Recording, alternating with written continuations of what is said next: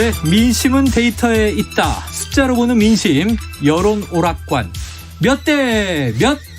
자, 시작해 보겠습니다. 오늘 여성팀부터 소개할게요. 여성팀 이은영 휴먼앤데이터 소장님. 어서 네. 오세요. 안녕하세요. 반갑습니다. 지난주에 재밌었죠? 깜짝 놀랐어요. 대박 조회수 났어요. 보고. 네, 왜 그런 거예요? 재밌으니까. 이거 혹시 가족 오락관인 줄 알고 네. 들어오신 거 아닙니까? 화참 씨 목소리를 저희가 코너에 살짝 넣다 보니까 네. 하지만 최참입니다. 자, 남성팀 네. 배종찬 인사이트 K연구소 소장님 나오셨습니다. 안녕하십니까. 네, 우리 초사이언. 초사이언. 네. 오늘도 머리가 한껏 하늘을 향하고 있어요. 유튜브로 많이 들어오시면 네. 지지율의 변화를 제 헤어스타일로 알 수 있습니다. 아, 헤어스타일만 봐도 네. 너무 좀 이게 주술적인 거 아니에요? 아니 그래서 제가 대중교통을 이용해요. 네네. 국민들이 바로 여론 지지율을 알 수 있도록 헤어스타일을 보면서 예. 올랐네. 내려갔어. 이렇게. 헤어스타일이 그럼 이렇게 가르마를 가운데 타셔서 팽팽한 거죠. 예, 이게 야. 네. 지금은 팽팽. 적당히 하시죠. 네. 알겠습니다. 자, 지난 한 주간 추이부터 살펴봐야겠습니다. 자, 이재명 후보가 격차가 꽤 벌어졌던 윤석열 후보를 상당히 따라잡았다. 이런 분석들이 중론으로 많이 나왔어요. 네. 이 총론적으로 두 분의 동의 여부를 보죠. 이 네. 소장님 동의하십니까? 네. 동의합니다. 맞다. 네, 이 맞습니다. 추이는 맞다. 예. 그러면은 배 소장님은요? 동의합니다. 동의한다. 네. 이거는 두 분이 이견이 없네요. 그런데 이 추세대로 갈지는 좀 더 지켜봐야 되겠죠. 이 추세가 유지될 것인가 네. 지켜봐야 한다. 이 소장님은요? 저는 이제 지금 관심이 골든 크로스 언제 일어나냐. 그러면 이제 이재명 후보가 다시 선두권을 탈환하느냐? 네, 그래서 상승의 모멘텀을 지금 만드는 상황이고 조금씩 따박따박 올라갈 거다. 조금씩 이렇게 올라갈 보고 거다. 있습니다. 예. 자, 지켜봐야 한다는 건 약간 불안감이 있다는 거예요. 아니 그게 아니라 네. 중요한 건 이제 29일 다음 주 월요일이면 이제 대선 100일을 남겨두고 있는데 29일 대선 100일이에요. 지금도 중요하지만 더 중요한 거는 3월 9일이 선거일이잖아요. 그렇죠. 사전 투표는 그 전에 있고 그러니까 2월 말에 잘 나와야 돼. 2월 말. 네, 지금 성적 뭐 너무 잘 나오면 뭐 합니까? 수학 능력 시험 날 잘 나와야지. 네, 모의고사가 잘 나오지만 수능을 망치면 또 큰일이 나니까요. 의미 있는 얘기를 또 짚어주셨어요. 하지만 이제 우리는 매주 주간 동향을 보면서 그럼 이제 문제는 뭐냐면 누가 높다 낮다가 아니라 네. 왜 높으냐 왜 낮으냐 이게 문제인 것 같은데요. 그렇습니다. 자, 지난 한 주간 그럼 어떤 일이 있었기에 두 후보 사이의 격차가 줄어든 것인가. 복합적인 이유가 있겠지만 결정적인 핵심 이유를 딱 한 가지씩만 꼽아주신다면요. 이 소장님. 일단 이재명 후보의 발버둥 그리고 발버둥. 윤석열 후보의 선대위 두 가지를 꼽겠습니다. 시간이 늘어지고 있고 네. 한쪽은 정말 절박하게 발버둥을 네. 쳤다. 배 소장님은 후구리. 그 뭐예요? 후구리가 뭐예요? 선거는 세 가지 기준이에요. 또 신조어를 만들어 오셨고. 후보, 그다음에 구도, 그다음에 리 이슈죠. 이슈를 그 이슈는 부동산이고 구도는 정권 유지냐 정권 교체냐예요. 네. 근데 구도로 가면 이재명 후보가 뭐 이걸 견뎌낼 재간이 없는 거죠. 유리하지가 않다. 그러니까 정권 교체 여론이 높으니까 네. 그 때문에 윤석열 후보 지지율이 높았는데 민주당의 이재명이 아니라 이재명의 민주당으로 가겠습니다. 이 이야기를 한 건 이제는 후보로 가겠다. 후보, 구도, 이슈 중에서 후보로 가겠다. 그러니까 이건 결국 뭐냐. 좁혀진 이유는 후보로. 네. 초점을 다시 돌리는데 그렇죠. 어느 정도 성공하면서 네. 네, 이제 민주당 국민의힘이 아니라 네. 이재명을 보아달라. 자, 좋아요. 본격적으로 한번 데이터를 들여다보도록 하겠습니다. 이번 주에도 여론조사 2개를 저희가 선별해서 살펴볼 텐데 이번 주 리얼미터 조사가 있어요. 이 소장님께서 이 대선 후보들 지지율 그리고 이제 관련된 이야기 좀 읽어주시죠. 네, 일단은 지난 11월 22, 23일 이틀간 조사했고요. 만 18세 이상 성인 남녀 1,011명 조사했습니다. 유무선 RDD ARS 조사고요. 그 YTN이 리얼미터에 의뢰한 조사인데요. 네. 이재명 후보가 37.0, 윤석열 후보가 44.1, 심상정 3.8, 안철수 4.0, 김동연 1.1 이렇게 나왔고요. 부동층이 7.1% 나왔습니다. 그래요. 야. 지금 격차가 있어 보이네요. 예, 지금 다자 대결에서. 네, 격차가 좀 있고요. 지금 양자에서도 지금 두 후보 그 다자 대결에서는 윤 후보가 이 후보를 7% 포인트 가량 앞서고 있고요. 지금 그랬고. 네, 양자 대결에서도 9% 포인트 가량 앞서고 있어요. 48.9 대 39.5여서 2주 전보다는 좀 격차가 줄어들었지만 여전히 윤석열 후보가 우위에 있는 구도다 이렇게 말할 수 있겠습니다. 네. 그럼 윤 후보가 아직 우세를 점하고 있는데 네. 다만 뭐 두 자릿수 이상 포인트로 격차가 나왔던 거에 비하면 한 자릿수로 줄어들고는 있다. 예. 자, 7% 포인트 정도의 격차 다자 구도에서. 예. 자, 이 배 소장님 어떻게 네. 생각하십니까?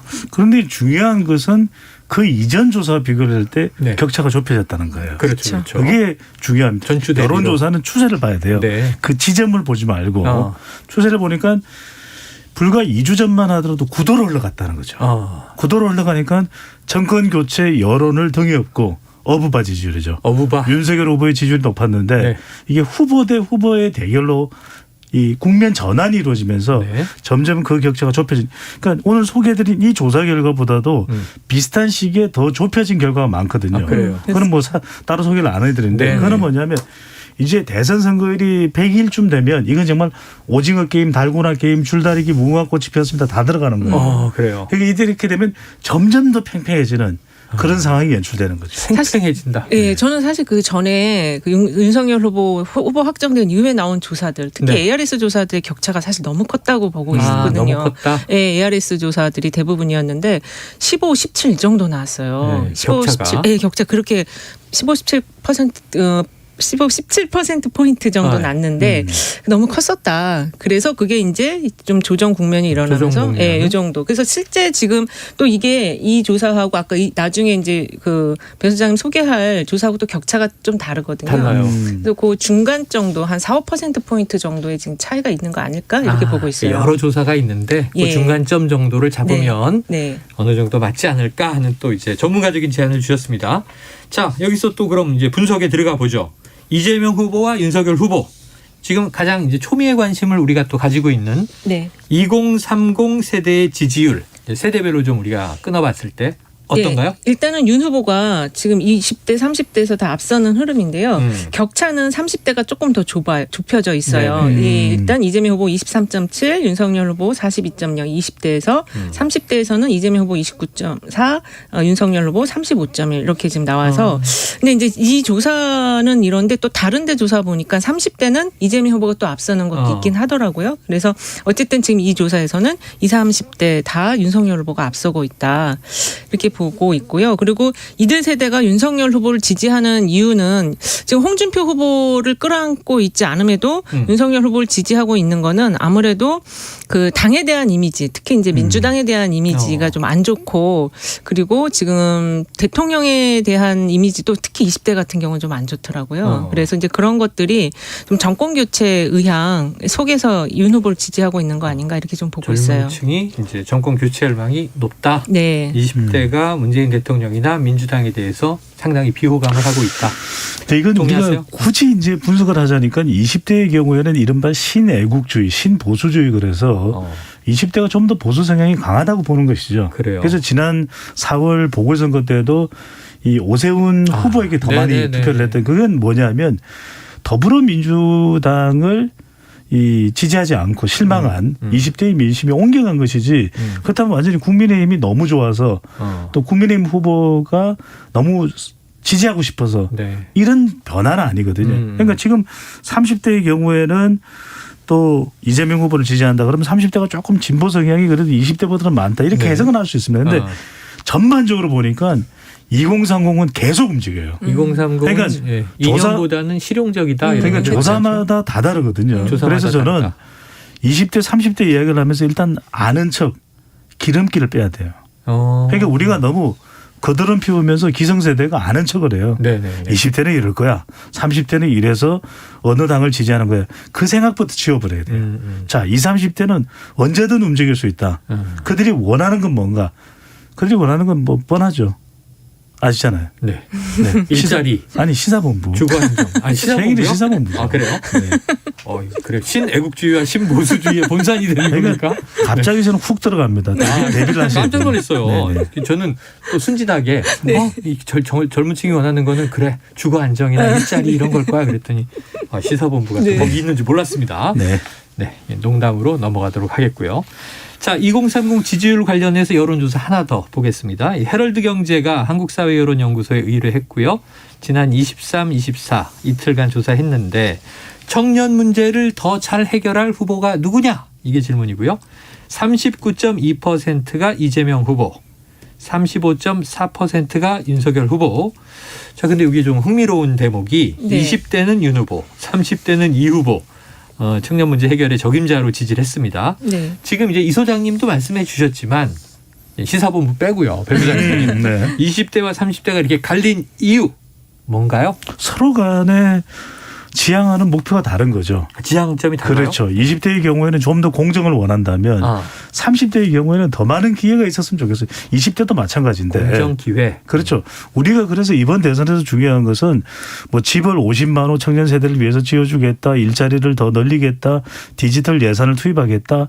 다 이게 귀에 들리지가 않아요. 20대 30대는. 아, 그래요. 실제 돼야 되는 겁니다. 돼야 된다. 그렇죠. 실제 이루어지고 진행이 돼야 뭔가 진행되나 보다. 내 손에 잡혀야. 더 체감을 중요한 한다. 건 설사 실천되지 않더라도 정말 청년 세대를 위해서 머리를 쥐어짜서 뭔가 우리를 위해서 하려고 하는 건 중요한 건요. 청년 세대를 잡는 3단계 방법을 제가 오늘 공개해 드립니다. 그래요. 첫 번째로는 경청. 들어야 돼요. 아는 척을 하면 안 됩니다. 두 번째로는 공감. 그래. 그게 돼야 되고 세 번째로는 그제서야 적용이 돼야 됩니다. 그러니까 저는 그냥 선뜻 설익은 정책을 꺼내놓으면 오히려 그냥 비아냥이죠. 그런 거 이전에도 뭐 50만 원 지어준다 그러고 뭐 일자리 200만 개 만든다 그러고 안 믿어요 우리. 정규직 비정규직 정규직에는 안 믿어요. 그러니까 중요한 건 정말 청년 세대가 고민한 내용이 뭔가를 다시 한 번 더 그걸 되새기면서 네네. 그 이야기를 하면 제가 이런 이야기를 들었습니다. 그게 공감이 돼서 이번에 이런 이야기를 내놓습니다. 이렇게 접근해야 돼요. 야, 이 눈앞에서 보니까 후보로 나오신 듯 거의 뭐 그러게요. 공감이 되는데 거의 빙의가 예. 됐죠. 이 소장님 거의 공감하신 내용이에요? 예, 공감하고 20대는 공정, 30대는 기회라고 얘기했는데 저는 일단 요거를 그 후보의 공약, 특히 네. 이제 이재명 후보 기본소득으로 한번 구분을 해봤어요. 네네. 20대는 이제 학생층이 많다 보니까 기본소득에 대해서 그러니까 좀 신뢰를 안 하는 느낌이에요. 신뢰하지 않는다. 예, 왜냐하면 이거 너무 퍼주는 거 아니야? 이런 생각을 하는 것 걱정도 같더라고요. 있고. 예. 그리고 그 30대 같은 경우는 이게 이제 이 친구들이 직장을 다니는 분들도 많지만 그 또 다른 이직을 준비하면서 좀 휴업 상태로 있거나 아니면 로스쿨이나 대학원을 진학하려고 공부를 하는 층이 의외로 많더라고요. 그래요? 이런 층에게 기본소득이라는 공약은 이거 괜찮은데 좀 받았으면 좋겠다. 실현 가능성이 있다. 이건 필요하다. 이렇게 생각을 하는 것 같아요. 그래서 이 윤석열 후보는 공약을 내지 않았기 때문에 일단 저는 기본소득을 중심으로 이렇게 갈린 게 청년 아닐까. 공약이 아직 없으니까 구체적으로. 네, 그렇습니다. 뭐 이제 이재명 후보에 비해 기본소득은 오래된 이야기인데 네. 그걸 적용하면 20대는 걱정, 네. 30대는 호감, 그렇죠. 괜찮다. 예. 근데 이 결과가 매주 바뀌어요. 매주 바뀌어요. 지금 20대 30대의 분석에 굉장히 좀 신중할 필요가 있다. 마치 신중할 이게 필요가 있다. 확정된 것처럼 계속 변하고 저는 대선 직전까지 변할 거예요. 정답은 없다. 예. 계속 바뀔 것이다. 그럼요. 야, 저도 그럼 좀 조심스럽게 얘기를 해야 되겠어요. 네. 20대는 정말 사실 잘 모르겠어요, 솔직히. 어. 저희 아이들 세대긴 한데 좀 어려워요, 이해하기가. 아니 부모가 오. 아이들의 이 속내를 몰라요. 맞아요. 맨날 싸워요. 저희 그래서. 애들도 둘이 20대인데 몰라요. 네. 아니 이현영 소장님이 20대인 줄 알았는데. 훅 들어와서 깜짝 놀랐어요. 이 그 생방송 지상파에서 그런 얘기 좀 하지 마세요. 제가 깜짝 지상파는 방송 아닙니까? 네, 그렇죠. 방송이죠. 네. 자, 이번에는 저 한국 갤럽 조사를 한번 또 비교해서 들여다보겠습니다. 네, 한국 갤럽이 머니투데이 더 300의 의뢰로 지난 22일, 23일 실시한 조사입니다. 자세한 사항은 중앙선거론조사 심의위원회 홈페이지에서 확인 가능합니다. 네. 대선에서 누구에게 투표할지 물어봤는데요. 윤석열 후보 38.4%, 이재명 후보 37.1%. 이건 거의 붙었네요. 완전히 1.3% 포인트. 이른바 깻잎 한 장 차이. 깻잎 한 장 차이. 네. 그래요. 자, 리얼미터와 같은 기간에 조사를 했고, 네. 그런데 갤럽은 조금 전에 이제 리얼미터는 이재명, 윤석열, 이 갤럽은 지금 초접전으로 나왔단 네네. 말이에요. 리얼미터는 한 자릿수로 좁혀졌지만 7%포인트 정도 격차가 있었고 네. 이 상반된 결과 이 소장님은 어떻게 해석해 주시겠습니까? 그러니까 일단은 이게 뭐 조사 방법론의 차이는 이제 좀 기본적인 거고 네. 그 외에도 그렇더라도 이제 좀 해석을 좀 더 해본다면 네. 이 선대위 문제를 좀 꼽을 수 있을 것 같아요. 선대위? 예. 그러니까는 이제 선대위 문제가 지금 이재명 후보 쪽이 좀 잘 안 풀릴 것 같았는데 의외로 지금 이제 자기 주도권을 갖추면서 그 자기 측근들을 임명을 하면서 쇄신을 하고 있고. 쇄신의 어떤 주도권을 확보를 한 상태고 윤석열 후보 같은 경우는 빨리 이게 좀 매듭이 지어질 줄 알았는데 김종인 비대위원장과 상당히 지금 감정이 드러난 싸움을 하고 있거든요. 길어지고 있어요. 예, 그래서 이 선대위 문제도 이런 그 격차가 좁혀진데 좀 영향을 준 것이 아닌가 싶어요. 자, 아까 이제 리얼미터, 한국갤럽 지금 해석도 조금씩 이제 새로운 변수들을 이제 개입해 주시고 계신데 저는 간단하게 보면 될 것 간단하게, 같아요. 소장님. 그러니까 지금 추세는 네. 결과적으로 정권 유지냐 정권 교체냐에서 그렇죠. 후보 중심으로 가게 되면 이재명이냐 윤석열이냐. 제가 말씀드렸거든요. 이번 대선은 역대 7번의 대선에서 볼 수 없었던 프레임 전쟁입니다. 치열한 이념 접전. 다른 후보들은 두 자릿수 지지율이 안 나오잖아요. 네. 지난 대선하고 달라요. 지난 맞아요. 대선에는 문재인, 홍준표, 안철수 다 두 자리예요. 뭐 유승민, 심상정. 그러니까 다 두 자리가 세 명이었거든요. 어. 이번에는 많은 격차를 두고서 양강구도거든요. 네. 그러니까 프레임 전쟁에서는 점점 시간이 지나면 지날수록 접전이에요. 양강구도의 접전. 깻잎 한 장이냐 깻잎 세 장이냐의 차이인 거지. 네네. 여기에서 중요한 게 누가 1% 2%라도 더 중간지대에 있는 MZ세대 여성 중도층을 확보하느냐. 이 싸움인 거죠. 지난주에도 관계해 주셨습니다. MZ세대 여성 중산층. 네. M여중? M여중. M여중이죠. M여중. 네. 자, 한번 지켜보도록 하고요. 자, 그러면은 지금 벌써 11월 5일에 윤석열 후보가 본선 주자로 경선을 끝내면서 확정됐으니까 네. 한 2주 정도 컨벤션 효과다 우리가 그랬는데 네네. 컨벤션 효과는 사라졌다. 이 소장님 맞습니까? 네, 사라진 것 같습니다. 배 소장님. 컨벤션 효과는 이제는 오래 안 가요. 그게 왜냐하면 네. 이전에는 한 4, 5주 갔는데 최근에는 1, 2주라고 보시면 돼요. 최근에 한두 주 정도로 그런 이유는 증가한다. 워낙 현안이 이제 SNS를 통해서 예전에는 그랬잖아요. 서울에서의 소식을 저 부산까지 전하는데도 네. 며칠이 걸렸잖아요. 네네. 말 타고 전달하고. 근데 지금은 파발마 시절을 얘기하시는 거예요. 모바일로 수시로 봐요. 그래서 또 하나 현상이 이제는 명절 효과도 없어졌다. 아, 그래요? 수시로 보니까 현안을. 그렇죠. 수시로 보니까 이제는 이런 현상들이 사실 굉장히 단기적이고 최소화되는 거죠. 근데 아하. 그 김종인 비대위원장을 모셨으면 효과는 좀 4주 정도까지 갈 수 있었다. 그랬겠죠. 아, 예. 선대위가 완성되는 모습으로 그렇죠. 갔다면. 근데 문제는 지금 그게 확정되지 않은 채 잡음들이 계속 들려오니까 이제 더 빨리 꺼진 것이다. 자, 이번 갤럽 조사에서 또 흥미로운 대목을 보겠습니다.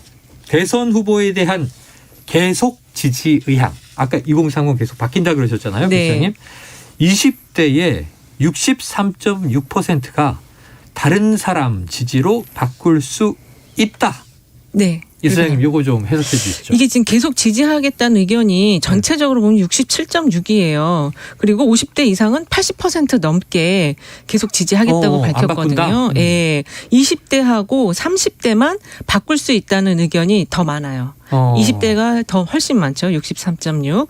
30대는 54.5인데 과반 이상이네요. 예, 어쨌든 지금 이 2030 세대들이 좀 마음을 결정을 못 하는 것 같아요. 일단 두 후보 모두 딱 내 마음에 들지 않는다 이런 생각을 하고 있는 것 같고 최근에 보면은 이제 민주당 지지층인 것 같은데 어디 게시판에 익명의 게시판에 올린 글을 보면 이번처럼 이렇게 내가 지지하는 당의 후보로서 애정이 안 가는 후보 처음이다 이런 얘기를 또 민주당 올렸더라고요. 내에서조차 그런 글이 올라와서 그래도 내가 애정을 갖기 위해서 이 글을 쓴다면서 후보를 비난하는 글을 잔뜩 써서 올려놨더라고요. 후보를 비난했는데 그래도 애정을 가지려고 지금 글 노력 쓰는 중이다. 거다.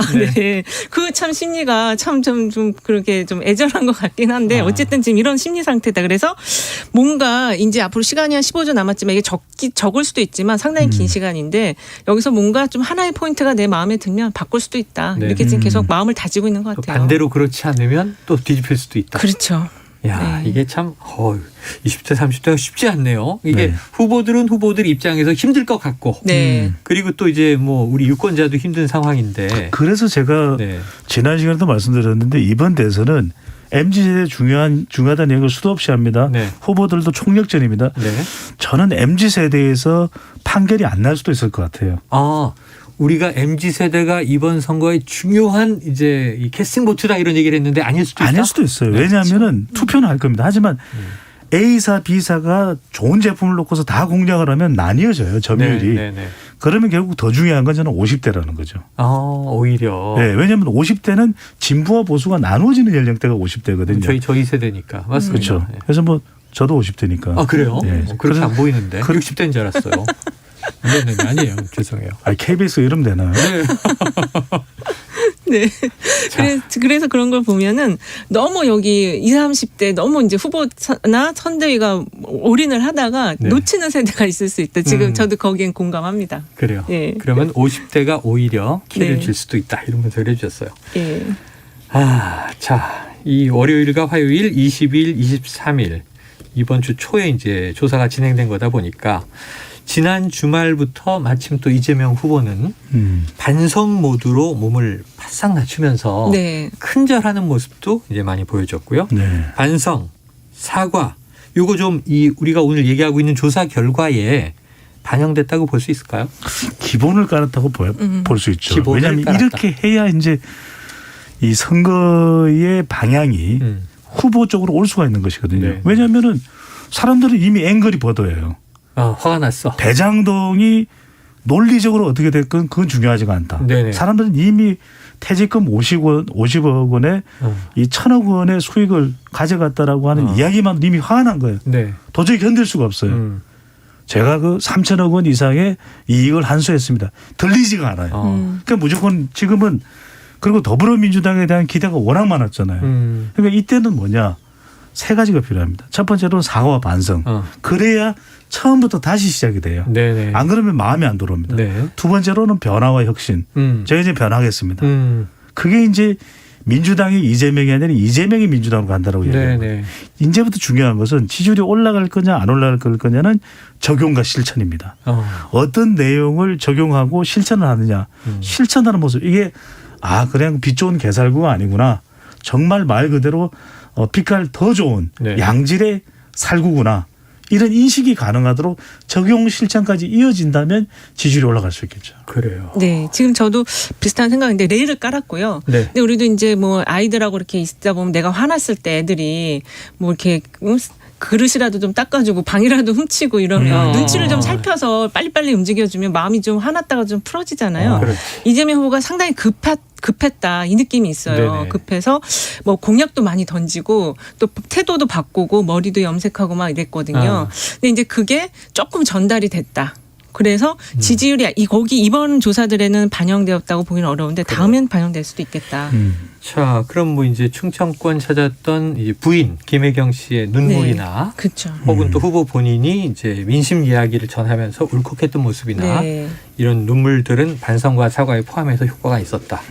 자, 그럼 윤석열 후보는 또 이제 1분 20여 초간의 연설에서 이 침묵 해프닝이 벌어졌는데 이런 거 민심 여론에 영향 미칩니까? 저는 뭐 없다고 할 수는 없겠지만 이게 뭐 치명적이었다. 그렇게 보이진 않아요. 않다. 이제는 이 부분적일 수 있겠죠. 네. 그리고 또 더 큰 이슈가 지지율에 영향을 주는 기준들이 많기 때문에 네. 물론 이제 또 한편으로는 그동안 윤석열 후보가 이 준비된 원고를 읽으면서 또 그동안의 말실수를 또 해보가는 모습이었는데 또 준비된 내용이 없으면 뭔가를 할 수가 없거든요. 이제 네. 이게 지금 당장의 지지율보다는 앞으로 토론을 할 때 네네네. 과연 원고 없는 준비 없는 토론 어떻게 할지 이런 부분들은 조금 이 의구심이 있을 수 있는 부분이겠죠. 네. 그렇습니다. 그래 예. 이제 직접 또 이제 후보 간에 마주치게 되면 그럼요. 그렇죠. 어떤 이제 효과가 일어날지 지켜보죠. 자, 이 여론 오락관에서도 가장 많은 우리 청취자분들이 관심을 가져주시는 코너 속의 코너 예언 오락관입니다. 다음 주부터 좀 무시무시한 응징이나 처벌을 만들어야 되지 않나 생각 중인데요. 네. 자, 다음 주 여론조사의 결과를 미칠 변수들을 미리 살펴보는 시간입니다. 네. 양당 모두 선대위 쇄신 그리고 구성 이목이 쏠려 있습니다. 자, 이재명 후보는 선대위 다이어트다. 또 윤석열 후보는 난항 끝에 김종인 위원장을 잡느냐 했는데 지금 없이 가는 것으로 가닥이 잡힌 것 같아요. 자, 여론에 어떤 영향을 미칠 것으로 예상하시는지. 소장님. 김종인 전 비대위원장을 영입 못한다면 저는 부정적. 부정적. 네. 놓친 것이 부정적이다. 그러나 영입이 될 것이다. 될 것이다. 안 할 수는 없다. 안 할 수 없다. 네. 왜냐하면은 프레임 전쟁에서는 지지율에 어떤 타격이 올지 예상할 수가 없어요. 네. 그러면 지지율이 조금이라도 주춤거리면 김종인 전 비대위원장은 반지의 제왕의 간달프입니다. 반지를 찾으러 가는데 그 안내자가 되는 마법사죠. 내비게이터가 될 수 있는 마법사, 중도 견인의 승부사잖아요. 김종인 전 비대위원장 없이 가기가 쉽지 않을 거예요. 쉽지 않다. 네. 자, 일단은 부정적인데 그래서 김종인 위원장을 잡게 된다. 네. 예언입니다. 예언. 12월 둘째 주. 이 소장님 어떻게 보세요? 저는 12월 둘째 주. 저는 일정이라고 봐요. 저는 이제 윤석열 후보를 얘기하셨으니까 저는 이재명 후보를 얘기하겠는데 네. 지금 이제 오늘도 호남을 방문하시는데 메타버스. 예, 메타버스 타고 가시는데 사실 지금 중요한 게 이낙연 후보의 지지층을 얼마나 끌어안을 수 있는가. 네네네. 요 작업이 아직 좀 안 된 것 같고 그래서 이제 호남도 물론 그렇지만 뭐 수도권에서도 있단 말이에요. 네. 이낙연 후보 지지층과의 거리감을 좁히는 일정들이 나오는 게 중요하고 그것이 잘 이제 나와서 안착이 되면 지지율 상승의 모멘텀을 만들 수 있다 이렇게 보고 있어요. 저는 이 대목에서 뭐가 중요하냐면은 이낙연 전 대표의 지지층을 잡는다고 목표를 세우면 안 될 것 같아요. 결국 이재명 후보에게는 중요한 사람이 세 사람이 있습니다. 네. 첫 번째는 노무현, 두 번째는 문재인 대통령이죠. 네. 세 번째는 김대중 전 대통령이에요. 예. 그러니까 결국 이낙연 전 대표가 누구 사람이냐? 네. DJ. 서른 의원이 누구 사람입니까? 네. DJ 사람이죠. 그러니까 김대중 전 대통령의 정신을 이어받는 이 메시지가 필요한 거죠. 호남에서. 남북 관계 제2의 햇볕 정책 하겠습니다. 네. 김대중 전 대통령의 남북 화해 정신 이어가겠습니다. 이게 핵심이에요. 야, 그 이 얘기를 이야기를 하면서 목포를 방문해야 되죠. 네네. 신안까지 가면 더 좋고. 자, 목포 신안 다 도는데 이번에. 네. 야, 배 소장님이 상당히 의미 있는 예언인 게 네. 아니나 다를까 이재명 후보가 네. 바이든과 김정은을 다 만나겠다. 네. 한반도 평화 얘기를 꺼냈습니다. 자, 한번 지켜보도록 하고요. 그런데 관련해서 지금 그 얘기를 하시니까 이번 주 큰 이슈 중에 하나가 돌발 뉴스인데 이게 전두환 씨 사망이었단 말이에요. 그럼 이게 지금 대선 여론에는 영향을 어떻게 미칠까요? 이게 이제 그 태도에 대한 걸로 영향을 미칠 수 있는데 이것도 직접적으로 바로 미치기보다는 좀 하나 둘 쌓여서 이게 아까 그 연설 침묵과 비슷한 걸 것 같아요. 그래서 네. 처음에 조문을 하겠다고 했다가 바로 안 하겠다고 하는 거 이런 것들이 영향을 미칠 거로 저는 생각이 들어요. 그러니까 직접적이진 않아도 차곡차곡 쌓여서 나중에 오는 게 한 번에 그냥 이게 또 영향을 줄 거라고 봅니다. 그래요. 자, 그러면은 지금 이 아까 이낙연 후보 지지층을 잡는데 제일 좋은 건 이낙연 후보가 등판하는 거잖아요. 네. 지금 또 윤석열 후보 2030 잡기 위해 제일 좋은 건 홍준표 의원이 등판하는 거잖아요. 근데 지금 거리두기가 다 있습니다. 자, 이 등판에 대한 두 분의 생각 어떻습니까? 반드시 협조를 구해야죠. 반드시 구해야 되는 게 윤석열 후보에게는 4명의 남자가 중요합니다. 네. 첫 번째로는 김종인, 두 번째로는 이준석, 네. 세 번째로는 홍준표, 네. 네 번째로는 안철수. 홍준표 무조건 잡아야 돼요. 안철수까지. 홍준표 후보 의원을 잡는 방법은 첫 번째 10번이라도 찾아가야죠. 직접 찾아가서 형님 정말 진심으로 도와주십시오. 짚고 초려. 두 번째 홍준표 의원이 내세웠던 정책을 최대한 받아들여야 됩니다. 그다음에 2030에게 홍준표 의원과 이렇게 협력이 가능하다. 그걸 제시해줘야 돼요. 제시해야 되고. 그걸 해야만 노무현 후보가 2002년 대선에서 네네. 정몽준 후보가 지지철을 냈음에도 중도층을 가져가서 결국 당선이 그렇죠. 되거든요. 그게 왜 중요하냐. 찾아갑니다.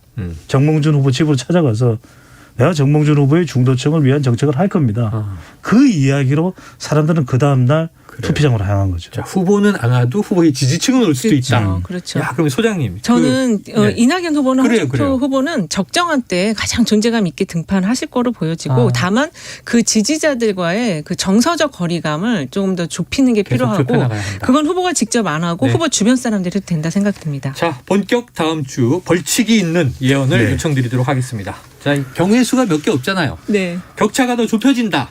네. 혹은 앞지른다. 크로스. 또는 격차가 오히려 더 벌어져 버린다. 이 소장님 어떤 쪽입니까? 저는 조금 좁혀질 것 같아요. 조금 더 좁혀진다. 따라가진 않지만 추격자 상황에서. 배 소장님. 저는 뒤죽박죽.